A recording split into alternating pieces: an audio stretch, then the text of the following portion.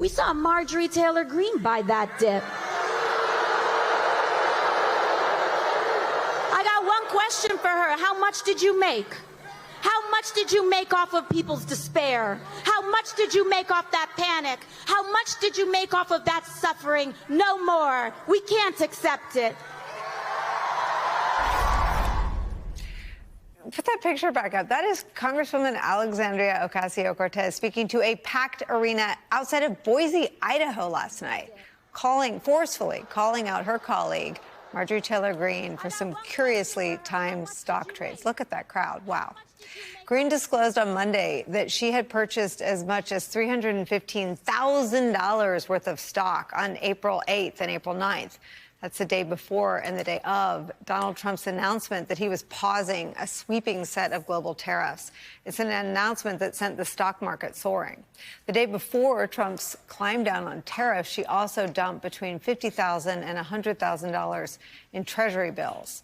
Now, when asked about last week's transactions, Greene told the Associated Press this, quote, "I have signed a fiduciary agreement to allow my financial advisor to control my investments. All of my investments are reported with full transparency," end quote.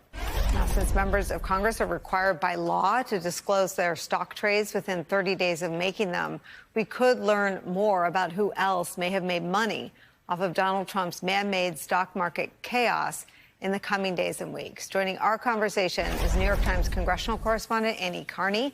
She is bylined on that reporting we read from. Christy's with us as well. Annie Karni, take us through what you and your colleagues are reporting. Well, Marjorie Taylor Greene was one of the first people who bought on that April 8th, April 9th timeframe to file. She generally files pretty quickly, but we saw her capitalize on Trump's directive that it's a good time to buy. And we will probably see over the next 30 days more of these Congress people filing their reports to show who else profited off of buying the dip. And, Democrats have capitalized on this moment to talk about call for investigations of insider trading. There's no evidence of insider trading, but this speaks to the general Democratic message, which is that Trump and his top allies and insiders are profiting at this moment when, working people are suffering. So Democrats have seized on this message. And what we saw is actually Hakeem Jeffries, the Democratic leader in the House, saying that he would support a ban on congressional stock trading. That is a new position for Democratic leadership. Nancy Pelosi in the past was lukewarm about championing such a bill. So we're seeing kind of more momentum for a ban on stock trading among members pick up at this time. And Annie, just to be clear, it's not illegal what she's done. It's the political price that she could pay. Take us through what exists in terms of ethics guidelines or rules that members have to follow. Yeah, she's not breaking the law. There's actually members across the political spectrum, from AOC to Chip Roy, who's a far-right Republican from Texas, who have long championed banning congressional stock trading because it just looks really bad.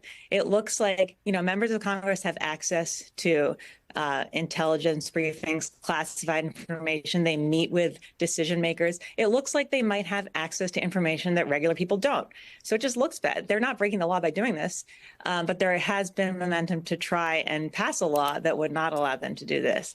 And what most of them say when confronted about it is what Marjorie Taylor Greene told the AP, which is, I have someone doing this for me. I don't personally trade stocks. I don't personally know which stocks are being traded, but it's a very bad look at a moment when economic populism is popular, and it's not really a partisan issue.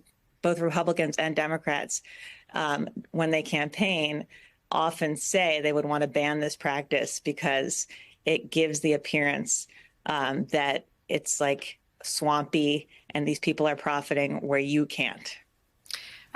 Swampy indeed. I mean, that crowd, and we should say AOC and Bernie Sanders have been traveling the country and generating crowds that size, Christy, all over the place, and not just in Democratic strongholds. There is an appetite for economic populism that there hasn't been in many years. Yeah, and the one thing I will say, at least from a criminal perspective of whether or not this is insider trading, understanding that Marjorie Taylor Greene has said, hey, I have a financial advisor. That person is taking care of all this. I don't have any input. It would be very easy to prove that. And so my question would be different than AOC's, not how much did you profit, but during this time period of a few days, did you pick up the phone and call your financial advisor? Were you in touch? Because if you have a managed account, generally you're talking to that person maybe once a quarter, maybe once a year. If you talk to your financial advisor during this time frame, that then is suspicious. And in that case, you would then want to know, what did you know when? Did you have advance information, inside information from Trump or others in the administration? And so it seems like all these politicians, it'd be a very easy thing to do. Produce your call logs. Were you in touch with your investment advisors before you bought the dip? And is there any evidence any of them were? I mean, no, we don't have evidence of breaking the law, but what we have is like a very good grounds to bring up this issue again, and for Democrats calling for an investigation into, did insiders have, did they know something that other people didn't? Make it kind of the cost to these politicians will be political. Marjorie Taylor Greene is a bit of an untouchable figure. She's very popular in her blood red district in Georgia. But there's other ones like Rob Bresnahan, a Republican from Pennsylvania. He's more vulnerable, and he's a big stock trader. And, so there's other ones that this will just be a political toll on them.